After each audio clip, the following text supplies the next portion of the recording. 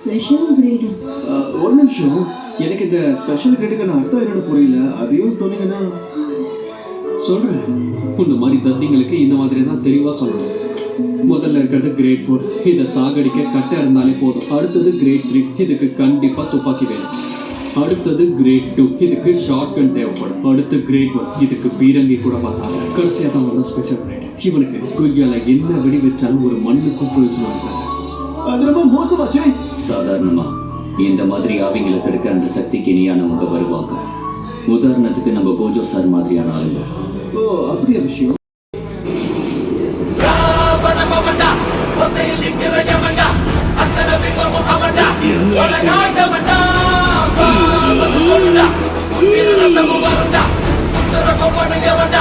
ஒளி போன்றவன்டா